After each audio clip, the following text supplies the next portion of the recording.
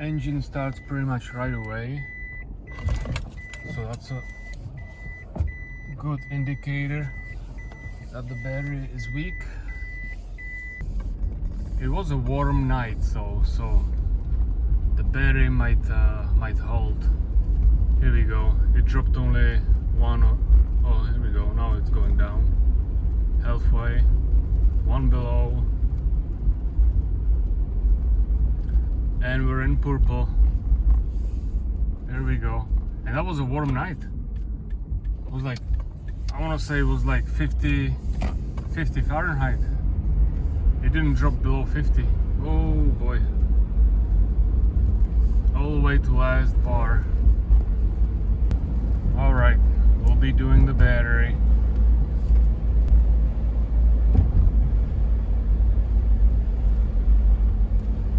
Okay, a little bit of driving and the battery will slowly make its way up again.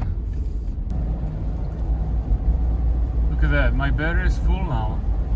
And I drove like 1 mile. It's crazy. It acts like a crypto or something. So I left the car set overnight, and now I'm checking the individual block voltages, and they're all pretty consistent. So right now the battery, for some reason the battery right now it's pretty good. As you can see, the life of the battery is good here too. It didn't go down like the other day when I had the check engine light. It's been 2 weeks, by the way, and the check engine light didn't come back yet. I had few days where the battery would go almost to the purple, and then by driving it would just go up again, and right now everything seems fine. But anyway, I'm gonna take the battery out of the vehicle and I'm gonna check the individual cells, and maybe I can find some cells you know, to be lower than the others. But these blocks, each block has 2 battery cells that can be replaced individually, and from these voltages I can really tell which one is low. I mean, I got some that are over 16 volts and some are 15.9. This one is 15.8, so this is the lowest one so far. Battery block number 5. Oh, here we go, 15.76, so 6 is the lowest. Okay, rest of them are around 16. Alright, these batteries are interestingly wrapped.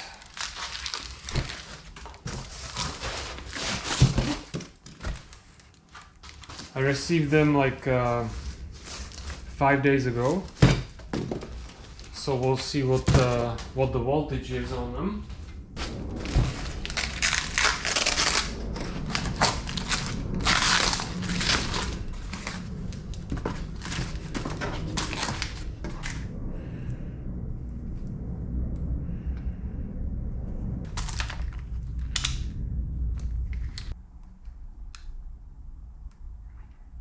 Seven point seven, 7.7, okay, and 7.7. All right, so that they appear to have some voltage.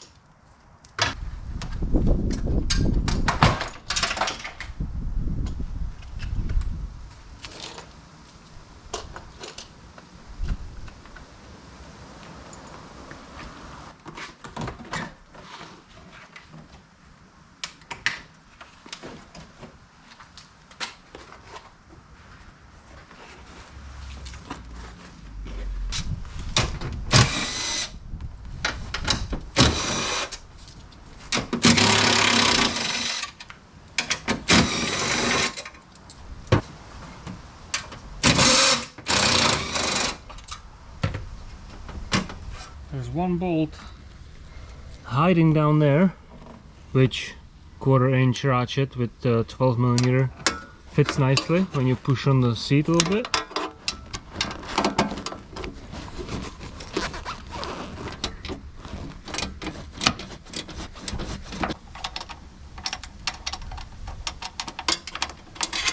There it is,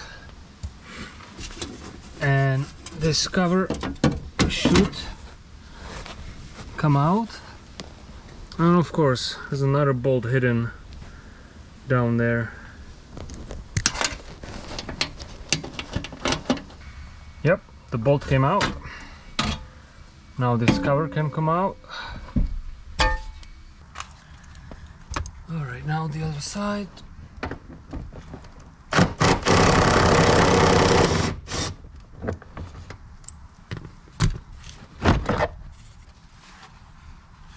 The 12mm bolt is down here.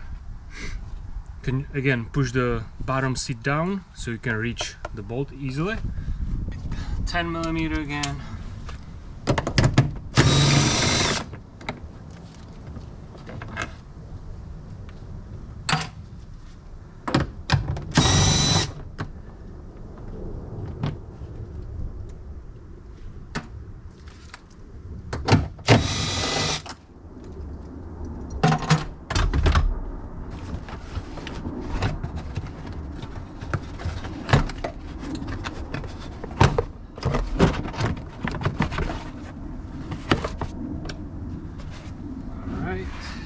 I got a few clips for this intake. I forgot my clip remover at work, so I got to improvise with 2 screwdrivers. Just put 2 screwdrivers from each side and lift up or pry up until it falls somewhere.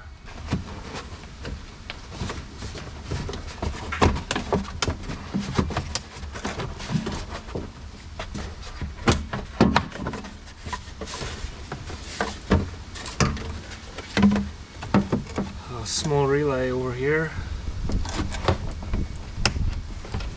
Now we have the bracket on the other side.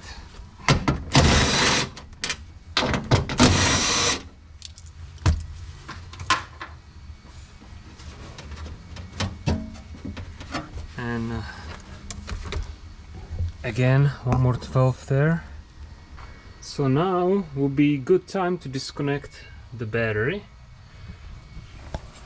So pull up and slide. There we go. Battery should be disconnected. So I'm gonna take this cover off to access the electrical connectors. So we got a bunch of 10mm bolts.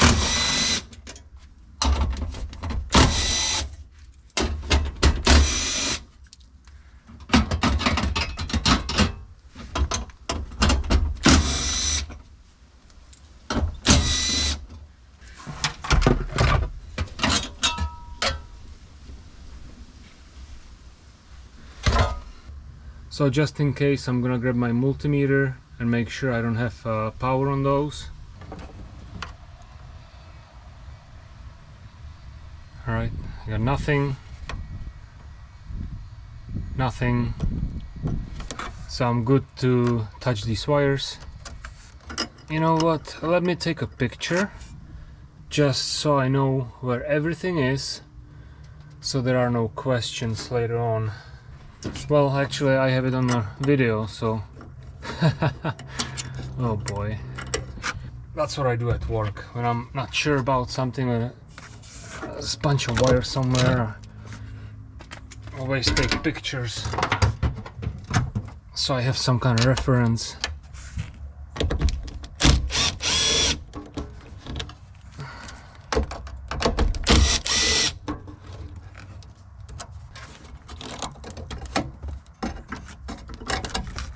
Alright, we got these electrical connectors. This is the PCM, the battery module, not powertrain. 1, 2, 3, 4, 12 mils, and it should come off.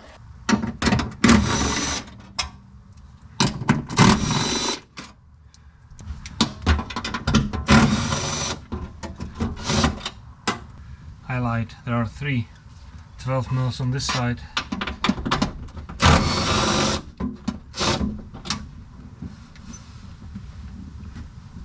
And one that's a little stubborn.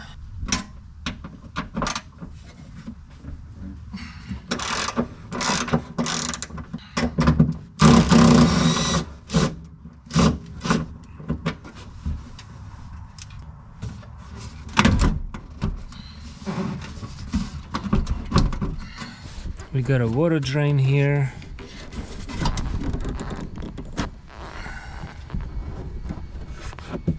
There.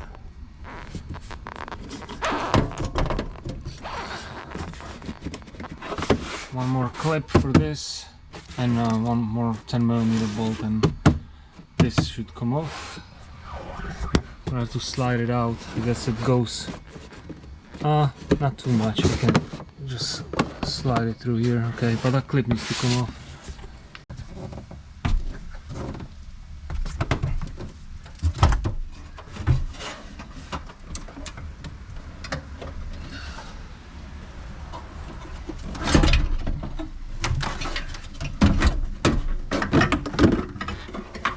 Alright, it's not that heavy. It's doable. Just a little awkward. Alright, so we're gonna take the case off. 1, 2,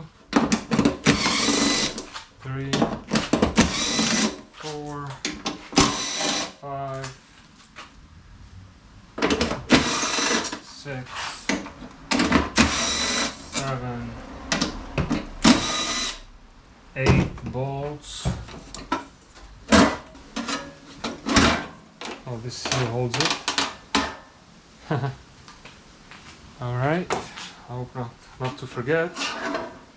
I'm gonna use a little cup for the case bolts.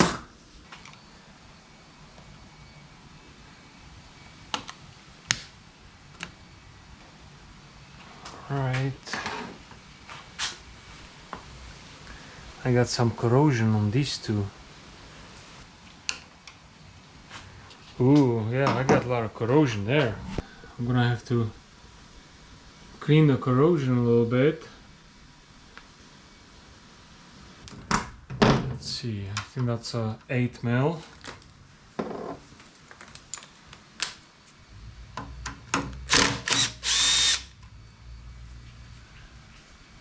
Yeah, there's a lot of oxidation.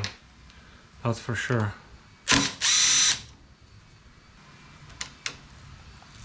Alright, I got these two disconnected.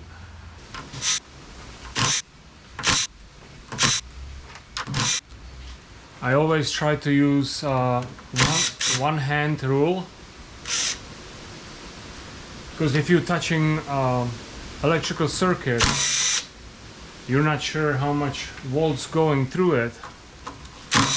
You want to use only one hand, because if you use both, then you're basically completing the circuit and the electricity can flow through you easily. But if you using only one hand, then it's much safer. If you get shocked, it doesn't go through you. That's the idea. Yeah, I'm gonna take these copper plates, I'm gonna take them out and I'm gonna clean them so they're nice and clean, so they don't have this oxidation on it. See the blue stuff? I'm gonna clean it as best I can, and then use a dielectric grease when I'm gonna assemble everything back together. Again, bunch of corrosion. So it looks like nobody ever touched this battery before, which is pretty impressive. I mean, 2008. and 146,000 miles. Looks like these are all original batteries. You know, this is exactly same as old, yeah, old.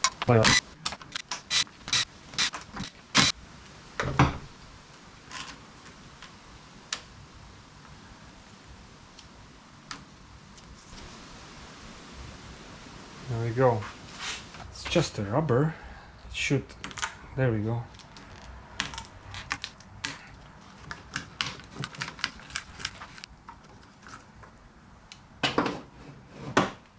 Yeah, this other side doesn't look much better.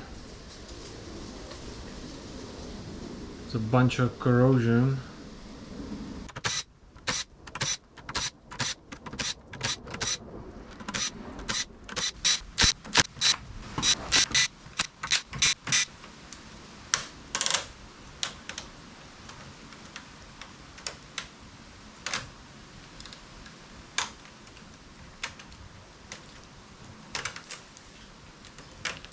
Seven 7.9, 7.8,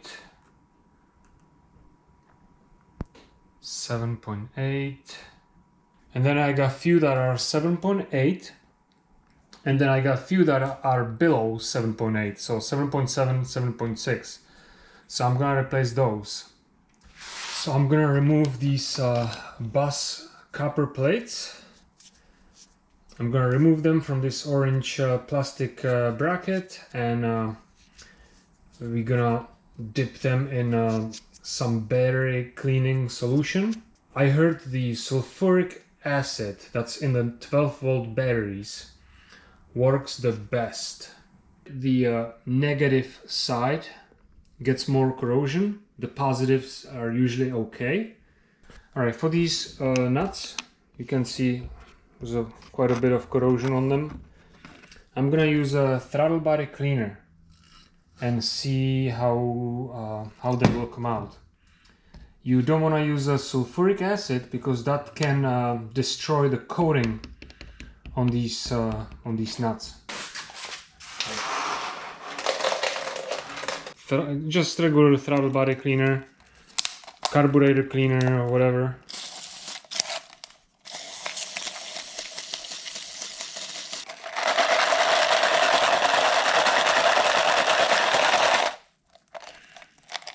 Look at all that dirt. Nice.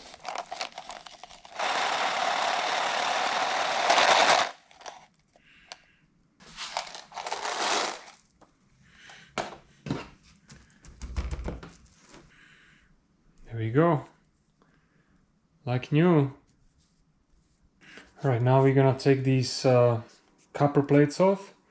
So you can see there's 1 and 2 tabs that we need to go through. So there we go.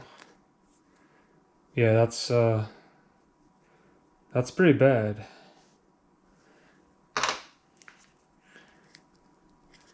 So I push on this side and I expand the orange plastic. Comes off pretty easy. 2000 or 2500 grit sandpaper to make them like a mirror polish. Because if you use a wire brush, the conductivity is not going to be as good as when you can see the reflection from the copper plate. And I'm gonna go see what I can find because I don't have a sulfuric acid here. All right, this side, it's the same thing. You just gotta get these out of the way. So just press it out and it slides in there, and this stays on top of it.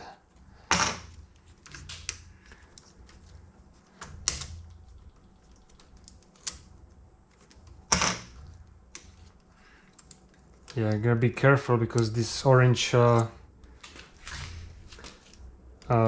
bracket can actually break. Alright, I flipped the battery because each cell is actually bolted into the case.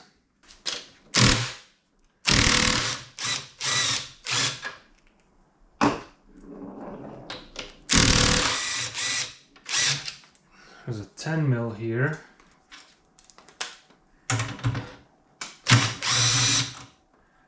There's a couple more devices on this side.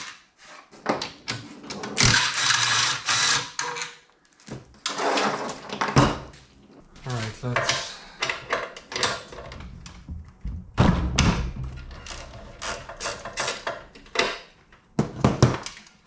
let's get these bolts out.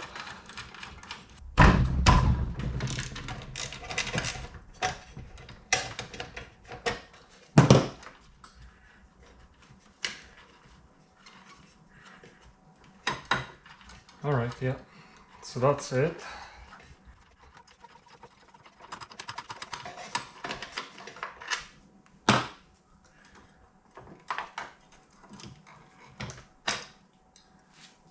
There we go, just put it on the side.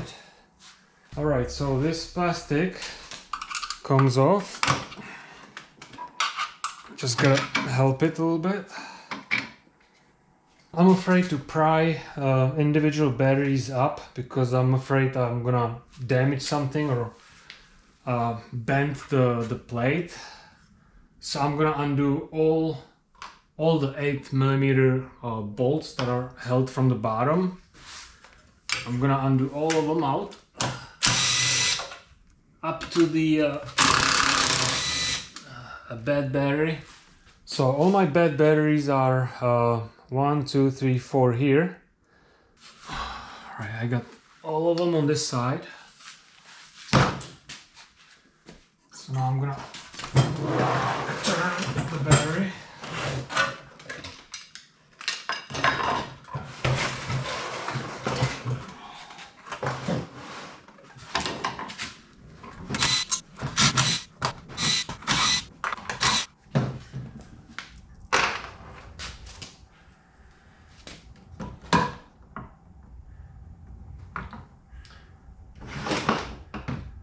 Okay, and there's more wires on the bottom. See that? So these must be the temperature sensors. All right.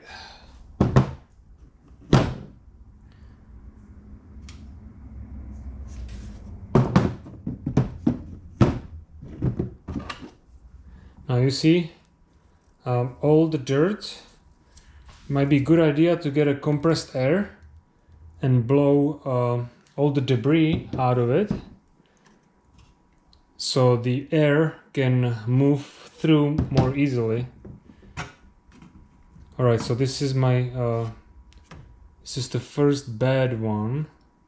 All right, this one's good. See, there's another piece of debris there, and that collects there over time.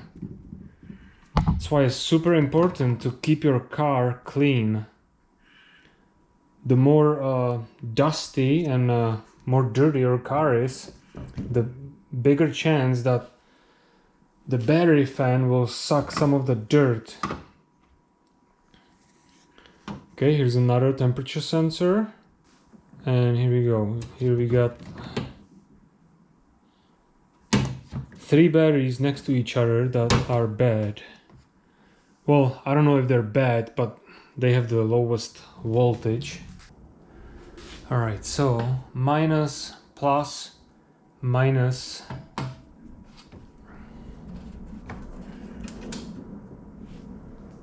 Alright. Now let's see. I mean, I don't know how long this battery was. This one has 7.7. But you don't know how long it was out. This one has 7.9. I hope those batteries are good. Probably by sitting they will lose some of its charge. Alright, so plus, minus, plus, plus, minus.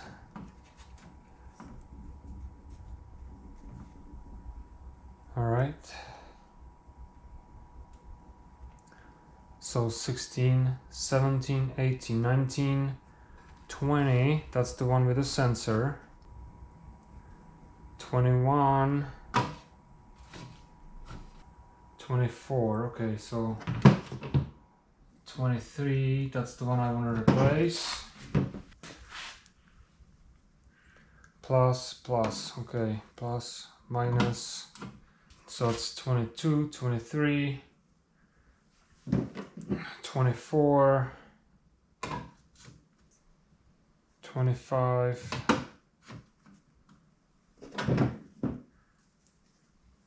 26, 27, and the last one with a sensor. Okay, now I can assemble everything back together.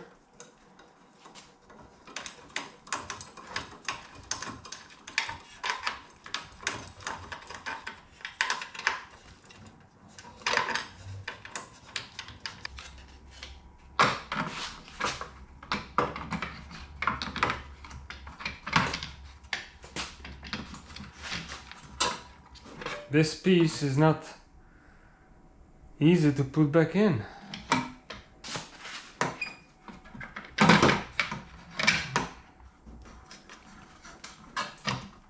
It won't fit.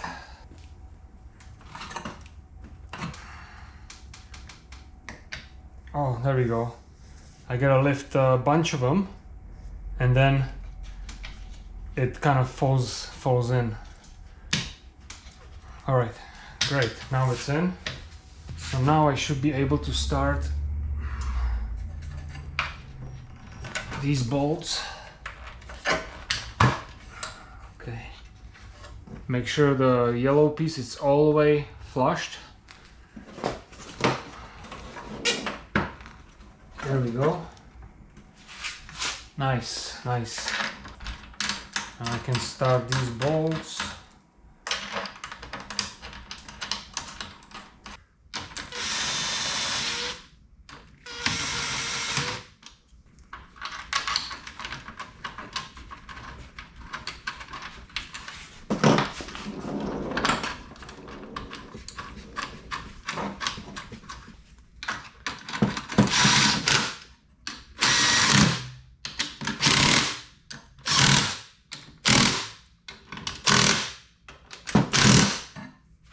Got 8mm, and see if they're all lined up. Yes, they are. Nice. I believe these 8 mils are gonna be around like 8 Newton meters. So just hand tight, you know, easy. Don't go crazy. All right, now I can put these back on. It's like a ventilation tubes.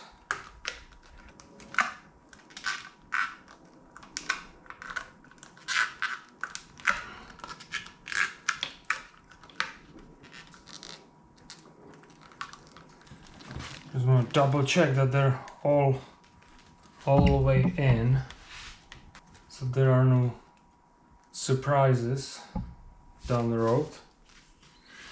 And I think we're ready to attach the wiring, the bus plates. All right, I got a little bit of baking soda. I got white vinegar, and I got some of these that are badly corroded. So I'm gonna dump all of them in there.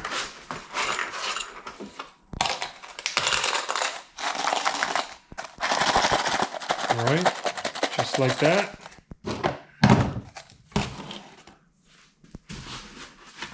Put the vinegar, and we'll see what happens.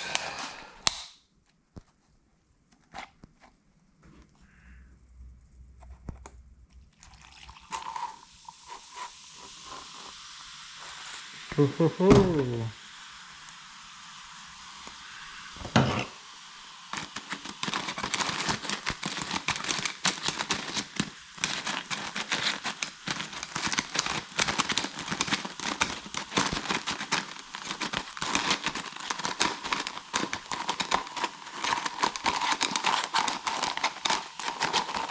There's a foaming action.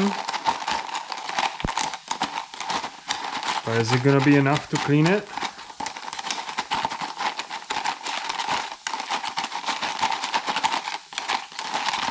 I mean, it should neutralize the acid.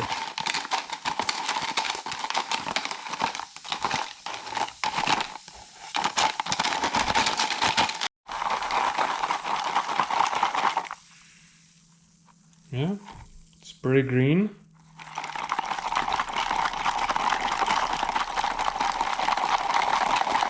It's doing something, that's for sure. So I had it sitting in the solution for like, I will say 5-10 minutes. All right, now I'm gonna get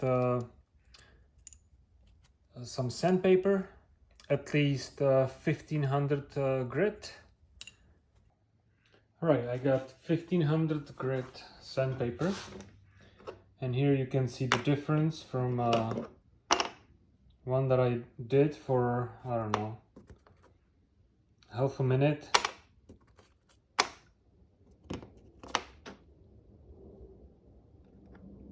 Quite a bit difference. I'm gonna do a little bit more. It's gonna be a lot of work to go through all of these.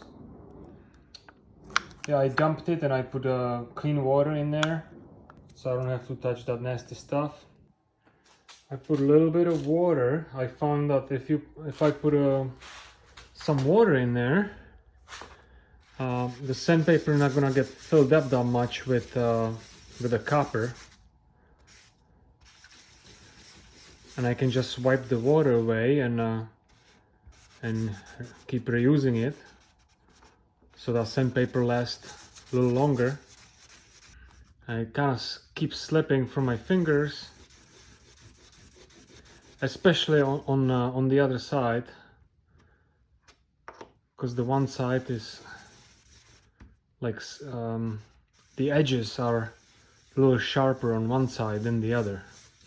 That's probably why Toyota technicians, they recommend replacing the bus bars instead of doing this, clean them up, because I imagine it might have a little if you take too much material, copper material, then it might be too thin and it might you know, affect the performance.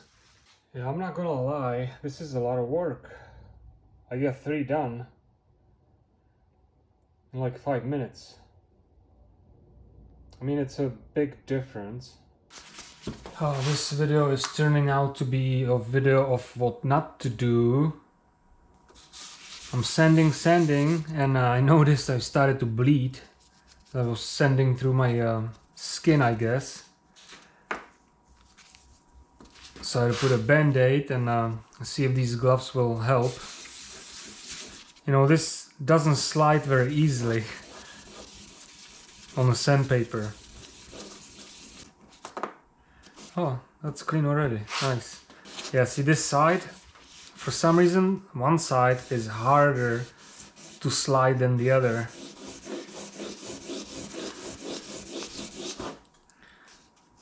Yeah, that's what happens. Yeah, it's just sanding the sides, not the middle. It's like one side, it's like bent, you know, a little bit, and you have to go through a lot of material on the side, on the edges, to get to the black stuff. Alright, that doesn't look that bad. I got it somewhat clean. I'm gonna put just a tiny bit of dielectric grease.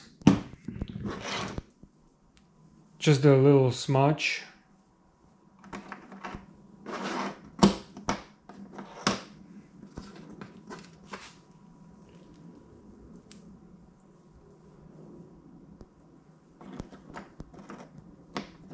Hopefully that will last a little longer.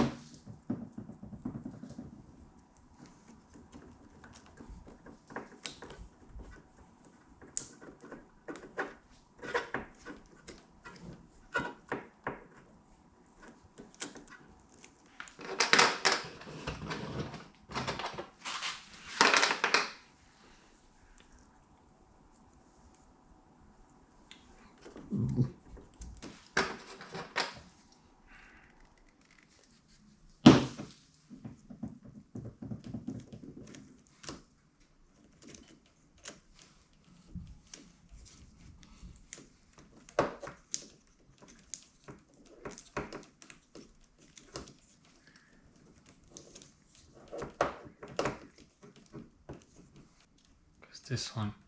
I think I just slide it in. There. Nice. I got all of them in there.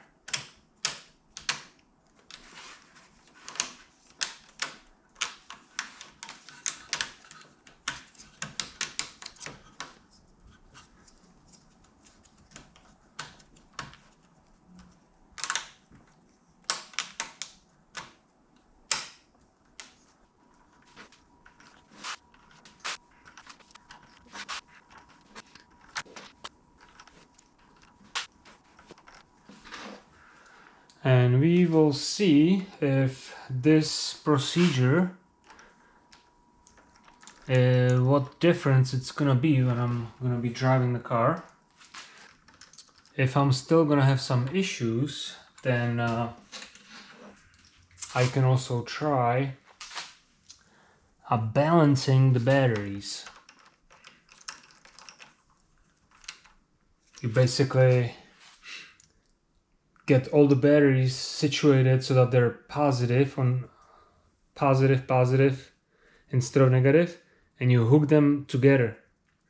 That way you create a bridge between the two batteries, and they, over time, basically the one that has more voltage than the other will charge the other one. So let's say this has 8 volts and this one has 7 volts. When you connect them together, between 8 and 7, so 7.5 volts. And it's probably gonna take a day, you know, or I don't know, 12 hours or whatever. And then when you disconnect them, they both should be exactly the same voltage. They're gonna balance each other out. All right, now I'm gonna finish up the other side.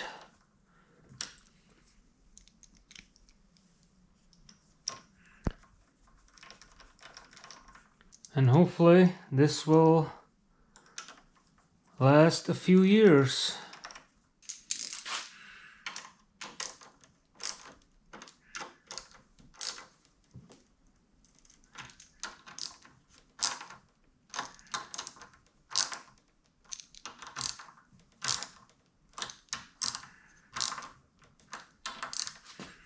You know, funny thing, if these bolts are about 8 Newton meters, the little 5mm bolts on Cummins injectors, they're only like 2.5 Newton meters.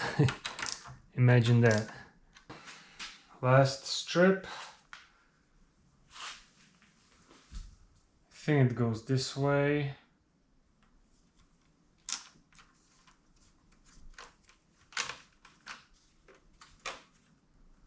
I got the battery all tight.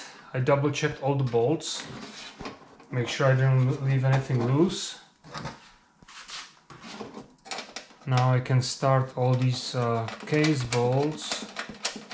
Then we got 2 bolts for this ECU cover or bracket.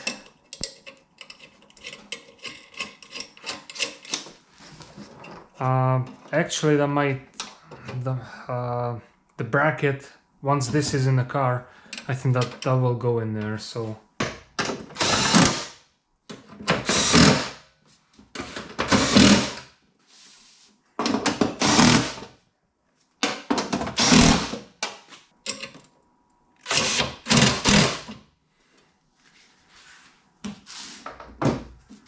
now I'm gonna double check these 8 mils. If I tied them, yep, they look tight. I rather check the bolts 2 times, 3 times than having a loose bolt somewhere. Well, I think I can put it back in the car now. Almost forgot this rubber thingy. I think that was in here. Yeah, that was in the front here. and 10mm bolt here.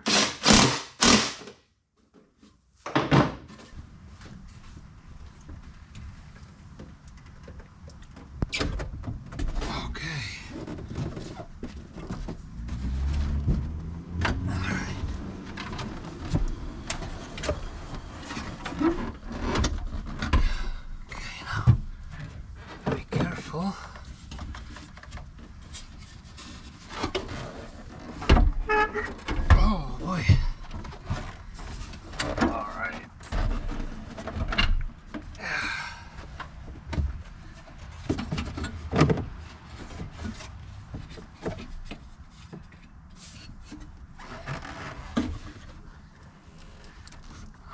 I gotta get over these cables.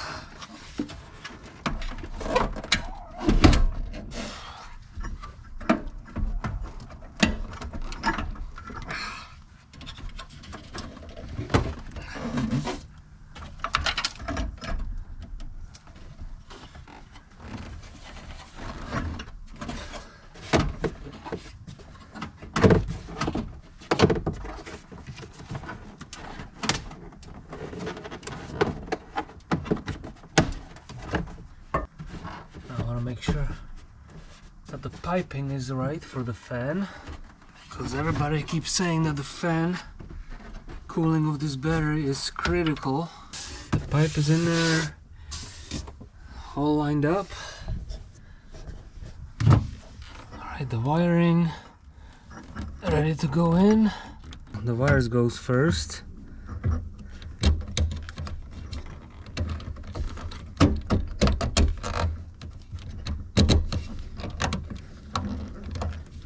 And then this goes on top of it. Alright, running out of daylight. Now I'm figuring out these brackets that go on top. Then this goes on top. But yeah, it's going pretty good. Well, I can say that the battery is working fine. It looks like it's working a little better than before. It's not jumping as much as before. My consumption is 50. Before it was like 48, 49, so it's probably not much difference. We'll see. This is just the first day after I did it. So, alright, this is a couple weeks after the battery recondition. As you can see, it's holding the charge overnight, so that's very cool.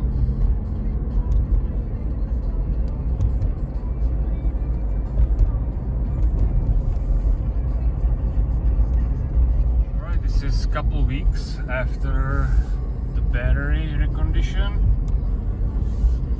As you can see, it's holding the charge overnight.